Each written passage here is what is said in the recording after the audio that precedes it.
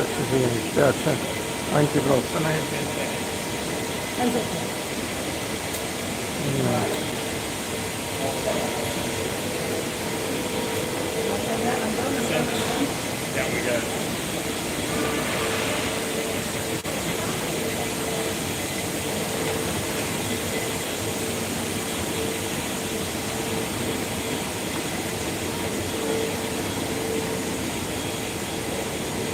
I don't want you to thank me for like rushing me and stuff, but there's so much to share and we're very important time, so that's why.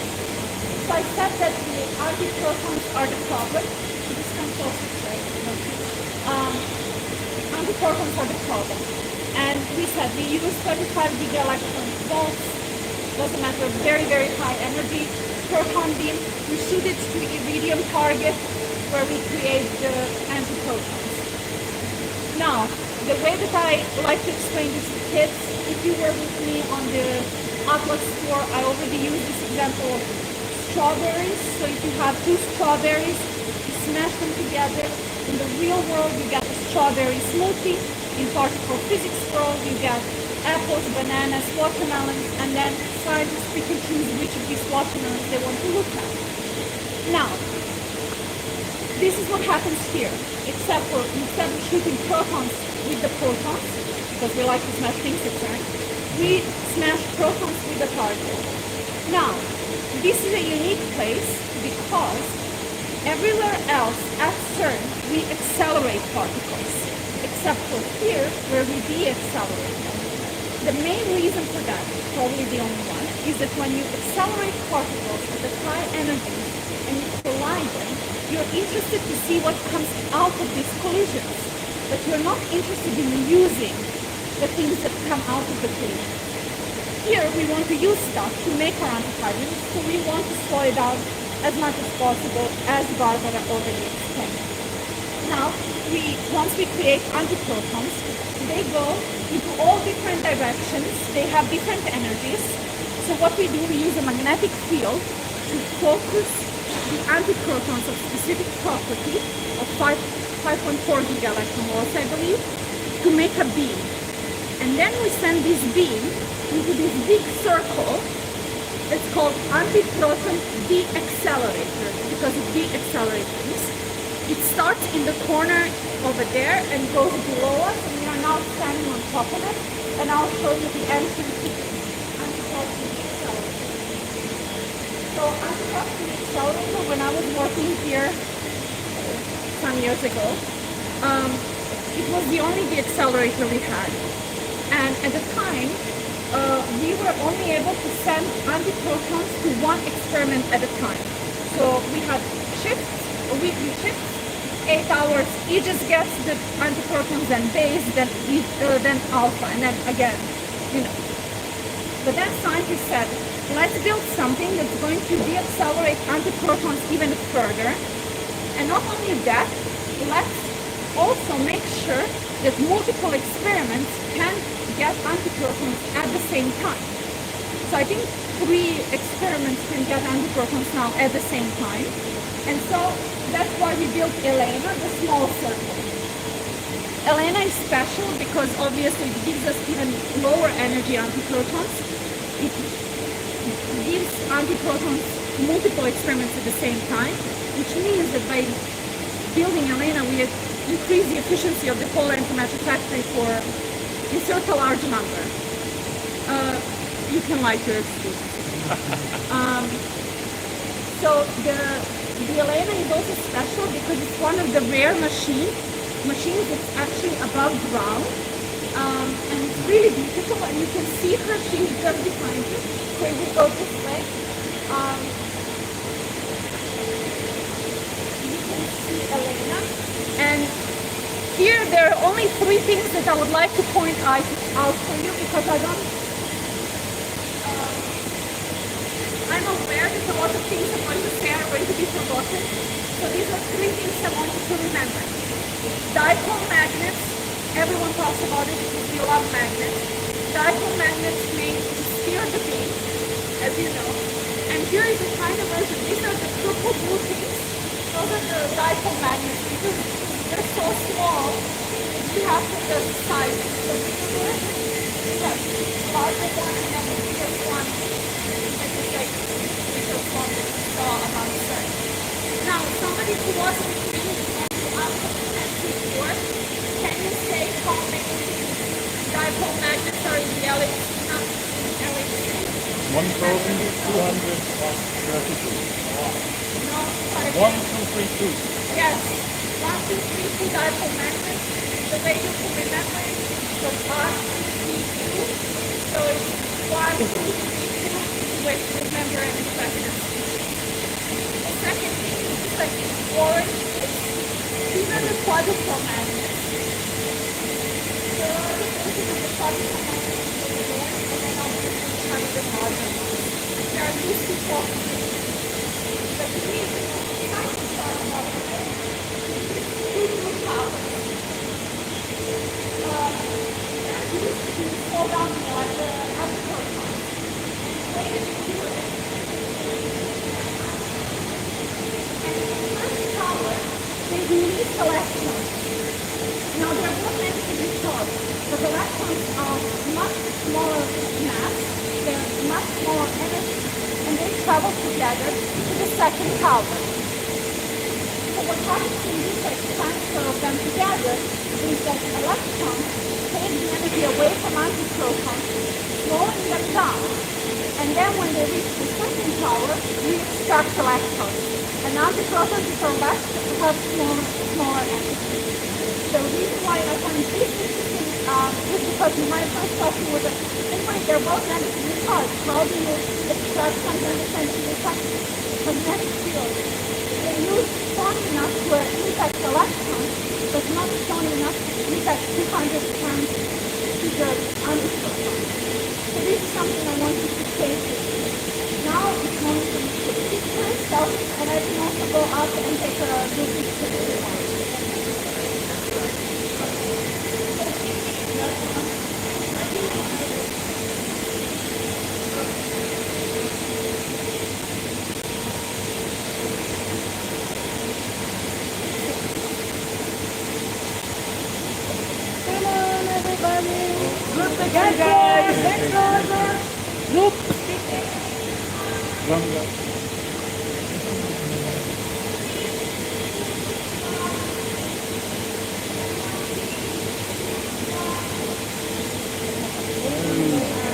Thank you, Milena. Thank you.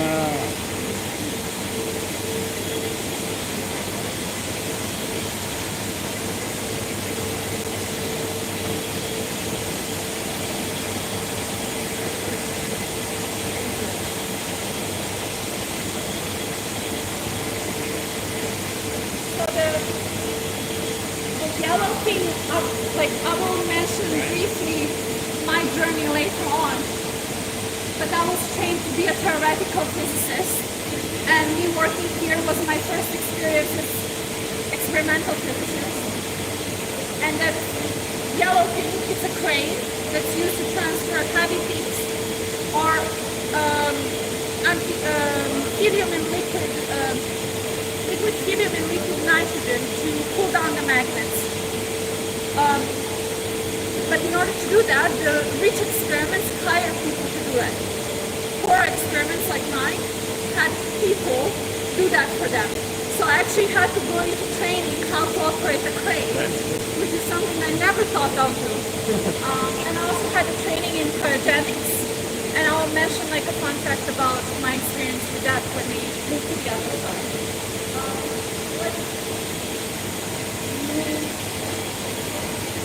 This is a dipole and this is a particle.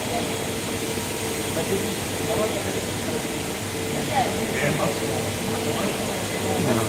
Dipole and quadrupole.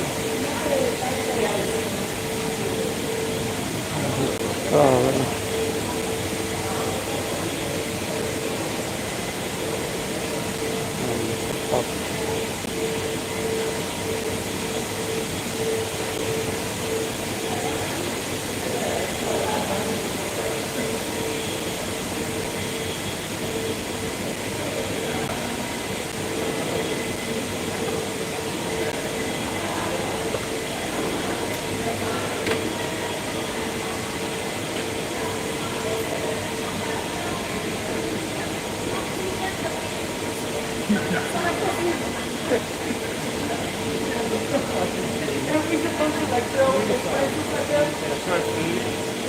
An ice cream.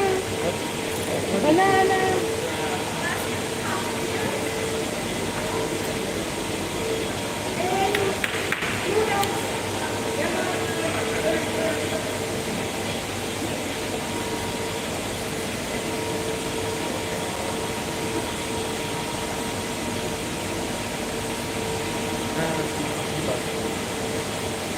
So, I have a big question. What is the difference between engineers and physicists at CERN? The answer is maybe 5 here. You have 5 seconds. 5, 4.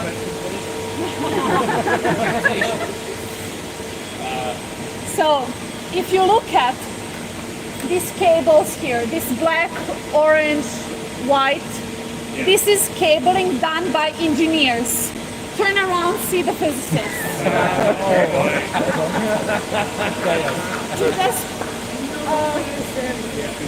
This is on my experiment, how it was before I cleaned it up. This is, yeah.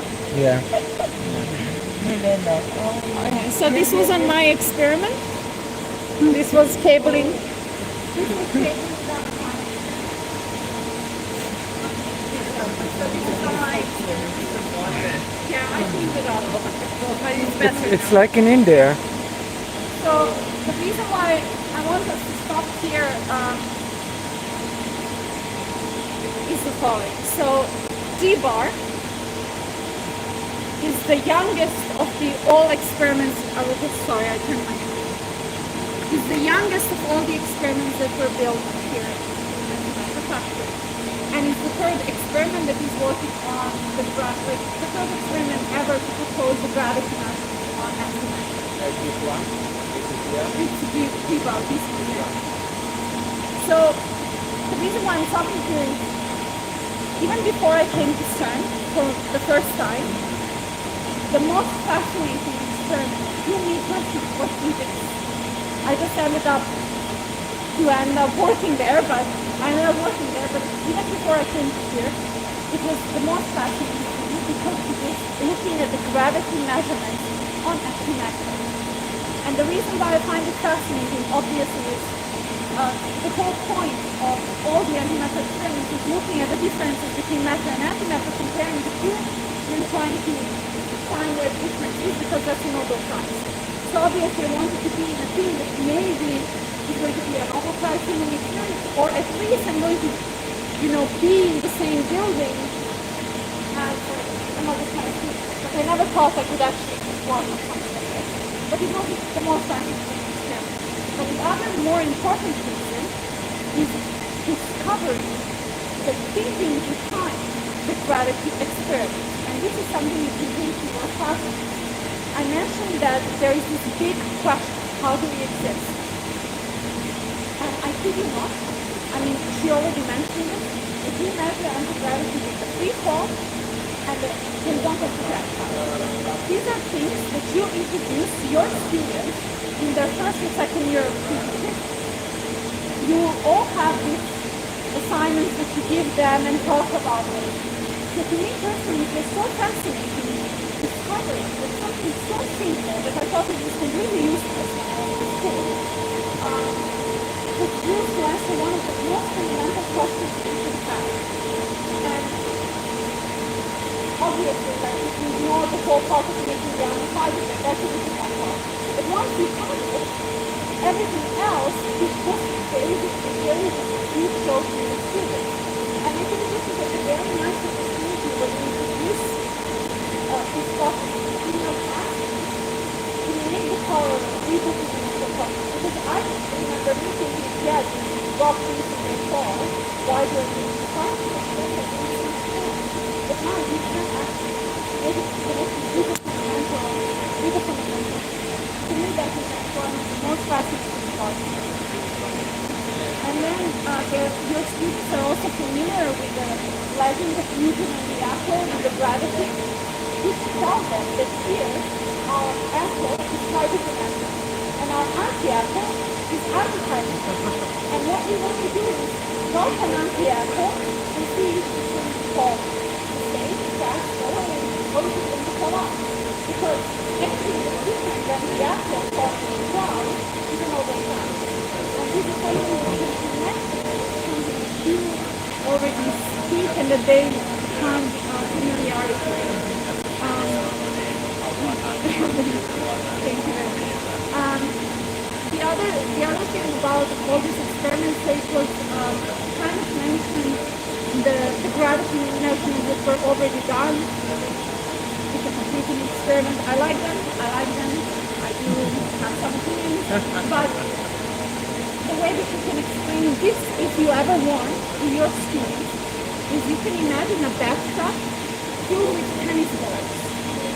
So when I start reducing the edges of this bathtub, the tennis ball starts falling out. This is something that they can visualize. But now, let's say I have a superpower, you flip the bathtub vertically, and now when I do the same thing, the tennis balls are going to fall down because of gravity. But in their experiment, what they wanted to do is remove the edges of the bathtub and see if the tennis balls will fall up and how fast they would fall down if they fall down. So the only thing that they kind of showed, but it's not really precise, is that it falls down. Like, it's still, they still have a lot to do in order to be certain that that's the case. If they prove, in my opinion, if they prove that the antimatter fell up, I think the method would be challenged more, and this is something that you can bring to your students and ask them. Let's say that it falls, so this is like magnetic potential that's being reduced, and the antiprediction falls up. What are the problems with this setup? And one problem is the precision, right? You have to be so certain, precision is fine, you would have to be so certain that you have the precision that when you're reducing the edges of the bathtub or your magnetic potential, that the antiprotons are actually, antiparticles are actually falling up because of the gravity effect and not because you are slightly faster down. And this is like a thought exercise you can do with your users. Okay, let's carry on. So then you said that the sparkling over there is going to go twice on the bubble. Or just like... I don't know, but this is the coolest actually with Stern in my opinion. Because the bar we use to indicate anti-stuff. So H bar is antiparticle, P bar antiproton, G bar antigravity. The last time I used it, said that the sparkling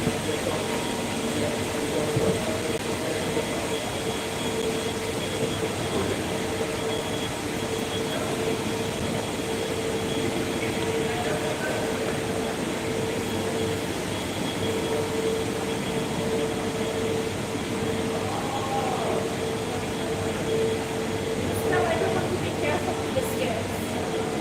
Just tell everyone to be careful with the stairs.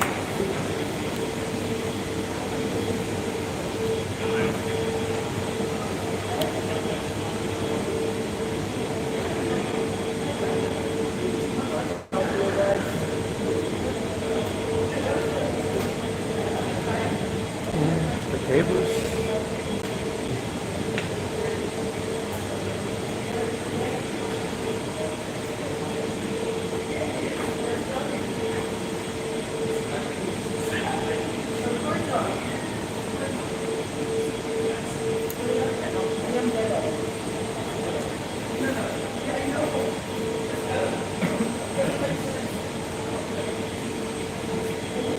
So we stop here just quickly to talk about the safety at CERN.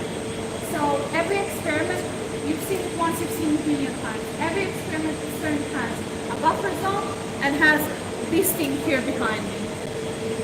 So the buffer zone is used to bring things inside if you want to take something outside. So you bring them inside, you notify a special team that comes with sondas to check if the things inside this zone were ready, because we are under the radiation protection zone. Only once that is verified, we can take them out through this door. This is to protect everyone, nature people come over. The fun part is this door here. So this is the entrance to the experiment. Unfortunately, the AD is running, so we cannot get inside. But gate is around here. No, it's here and then just goes around like that. Fine. Yeah, behind the wall. Okay. So the way that you enter is you use your passive dosimeter to open the door and you enter, and you are locked inside. The only way that you can like leave is if they scan your eyes to verify it's actually you who used it. And now I was told something that I don't know if it's true or they just scared me so that I don't try something. But they told me that they can measure whether or not I'm carrying somebody, or even like a backpack. If you have a backpack or anything and you're just captured there because they want to make sure that you cannot go further. But I did mention the Angels and Demon fun fact, and I thought maybe Barbara is headed into that direction because she mentioned the eye and the scanning. The thing is, that eye scanning system, because if you watch the movie, they take out the eye of the physicist to like scan it and enter the lab. The scan eye system did not exist before the movie and book came out. It was only introduced later on. But I want you all to take a note that CERN does learn from the mistakes. So you cannot just kill me or take my eye out and enter the lab. It has to be attached to a living person. Oh no! So, I know. Yeah. So that's a fun fact for you. So it has to be attached to a living person for the scan to work and for you to act. Like, I guess like you can kidnap me. You can kidnap my cat. I will take you anywhere you want. Anyway, how deep are the walls? I don't know. When we go on the other side of the thing. Okay. I don't know. Okay, let's go. Vámonos.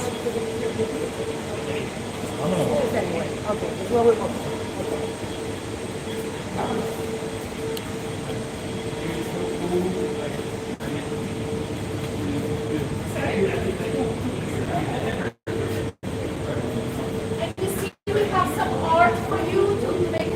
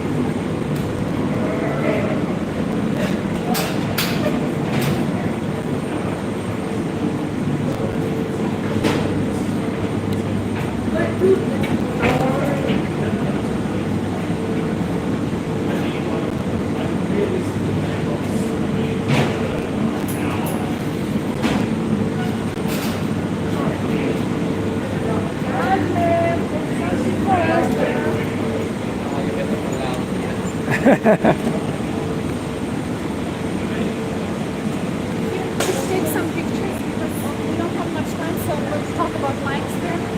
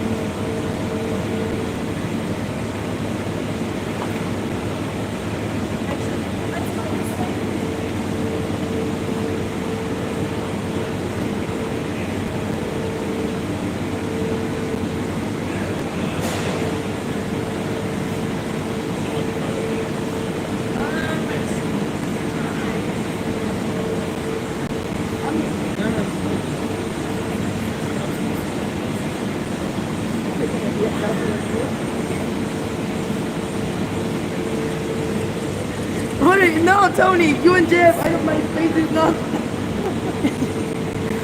Fuck me. There's no one single picture where I look like a decent human being. Look at them all. Not one. Not one.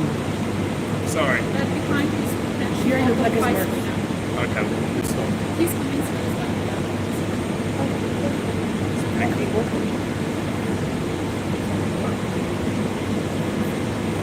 Anyway, so I will just talk about my experiment that is on the other side that other group occupies the space. So you will just briefly be able to see it. Not much, it's like cables and stuff. But the thing I wanted to mention is positonium atom. So normally the way that you would like make an antihydrogen, in most cases you have antiproton, anti-electron, you put them together, you get an antihydrogen. Okay? But let's say that Philip and I are now on the opposite side of the football court. And I give Philip a football ball and I said, what you're holding is antiproton. And I'm going to hold an anti-electron. Let's now toss it to each other and try to make them collide at the middle of the court. No matter how athletic we are, the chances of this happening is very, very small. And this is something that you can use to kind of like explain to your students. The thing is that at Aegis we wanted to increase this chance of creation of antihydrogen. So we said, okay, let's hold our football balls. But instead of trying to have like antiproton and anti-electron collide in the middle of the court, let's have a gigantic balloon in the middle of the football court. Like the one that covers the whole football court. Now, if we try to toss the football and hit the balloon, the chances are much higher, right? Yeah. Can you? It's much higher than just okay. football. Yeah. That balloon is our positonium atom. It's made of electron and anti-electron. So, yeah, and this is an exotic atom that does not exist on Earth. And what we want to do and what we do is we have the positonium atom, we make it live longer, and then we hit it with the antiproton. Antiproton grabs the anti-electron, so you have an antihydrogen, and electron flies away. Can you imagine this? Electron, anti-electron, antiproton make antihydrogen, electron flies away. Yeah? Milena, how do you keep stable the positonium atom? So it lives a very short period of time normally, around 142 nanoseconds. Okay. So what we do, we use ultraviolet lasers to excite it to a Rydberg state, to a higher energy level. And Barbara already mentioned this. You go to higher energy level and then you are able to contain it in that state until it naturally goes to the ground level and then disappears. Okay. Yeah, so we have 1,000 nanoseconds more to make it interact. It's completely insane. And what I like to say to students, so there are like couples of stories how I ended up here, blah, blah, blah. But the thing is, like, I studied to be a theoretical physicist. The reason for that is the book I mentioned a couple of times, The God's Particle. And there they explain the difference between experimental and theoretical physicists. Theoretical, and the author, who is an experimental physicist, he says the following. Imagine a man holding a pig on a leash that looks for trifles, those expensive mushrooms. Yeah. The expensive mushrooms are big discoveries. The pig is an experimental physicist because does all hard, dirty work, and then the man gets all the credit. So naturally, when I enrolled at university, I didn't want to be a pig. So I wanted to be a theoretical physicist until I came to CERN, where I saw that all the fun goes to the experimental physicist. So I was here for like a month and a half, maybe.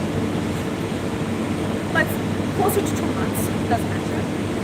And my supervisor decides to leave me alone for 2 weeks because he was going to Italy for some reason. And I don't know if you've done this or it's been done to you, but you know when somebody gives you an assignment just to keep you occupied? Yeah. He gave me one small measurement to do for 2 weeks. I did it in 1 day because it was like super simple. It was like really, and he was like, no, you should have like dragged this along for 2 weeks because if they see you're capable, they will just ask you to do more. It's like, that's a stupid advice. I mean, he was right, but at the time I thought it was a stupid advice. So I just kept going. And by the middle of the second week, I found the settings for the first positronium atom at Aegis experiment. And I write him and I'm like, I think I have the settings. I think I have the positronium atom. He was like, no. Oh my god, it looks like it. So he comes back. We are very happy. Everyone else is miserable because we are the ones dictating how fast we are going. And we are like, we did this like 9.5 months before they thought maybe they will do it. And then my supervisor, after a week of convincing the rest of collaboration that that's indeed a positronium atom, he turns to me and says, you know, I think you are capable. I see you can do this. You are in charge now. I'm off to Italy. I will be there, you know, but you're in charge now. So, me as a student, 24 years old, I was like in charge of the positron system at the Aegis experiment, trying to, you know, distribute positrons to everyone. And the reason why I'm telling this is not like to brag or something. I mean, for the rest of my life, I can say, oh, I found settings to create an exotic atom that doesn't exist on Earth, made of a particle and antiparticle. But the reason why I'm saying this is because I came without any experience. And this is a message you need to like tell your students. Because here at CERN, it's counterintuitive, but they're not looking for people who know stuff. They're looking for people who are resourceful, creative, and want to work and study. So they don't expect you to know stuff. They expect you to learn stuff. Okay. So they come here and they give you all the possible conditions, like everything to learn. Obviously, sometimes it's frustrating because the best part of the job of experimental physicist and the most difficult and frustrating part is you cannot Google the answer because you are the one making things for others to Google. And this can be something that it might intrigue other people and other. Yeah. But with that, we can continue talking, but we have to leave now. Because we are so late. Oh, thank you. That's so cool. Talk more about this. Over a coffee or over.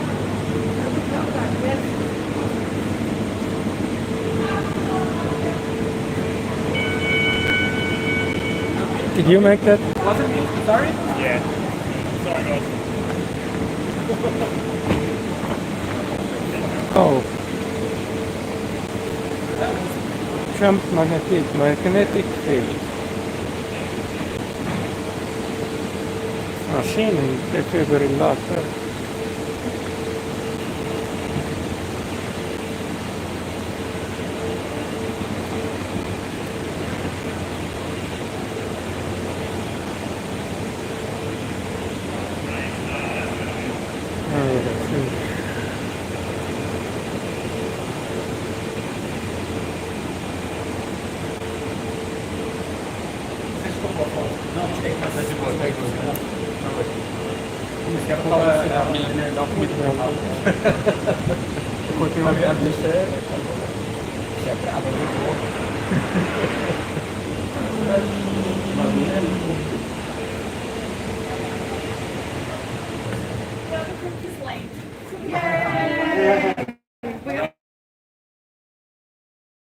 So she was telling us all about the experiment. So it was very a passionate exchange of things.